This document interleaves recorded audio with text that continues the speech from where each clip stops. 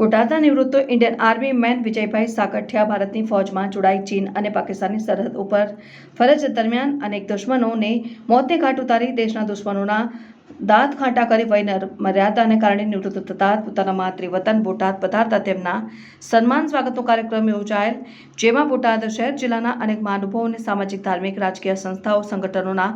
આગેવાનો અને 18 વર્ણ સ્તરે જ્ઞાતિજનો એ વિજયભાઈ સાકઠિયાનું સન્માન સ્વાગત કરેલ। તેવી જ રીતે બોટાદના બહુમુખી પ્રતિમા ધરાવતા અને 28 જેટલી સામાજિક, ધાર્મિક, રાજકીય સંસ્થાઓ, સંગઠનો સાથે જોડાયેલા બોટાદના જાણીતા ગૌરક્ષક સામતભાઈ જેબલિયાએ આ નિવૃત્ત આર્મી મેન વિજયભાઈ સાકઠિયાને પોતાની ખુલ્લી ટુકડો જીપમાં બેસાડીને બોટાદ શહેરના રાજમાર્ગો પર શોભાયાત્રા ફેરવી આંબેડકર ભવન ખાતે આવી પહોંચતા બોટાદના ગૌરક્ષક સામતભાઈ જેબલિયા દ્વારા વિજયભાઈ સાકઠિયાને રજવાડી સાફો બાંધી શક્તિરૂપેણ રજવાડી તલવાર અર્પણ કરી સન્માન સ્વાગત કરી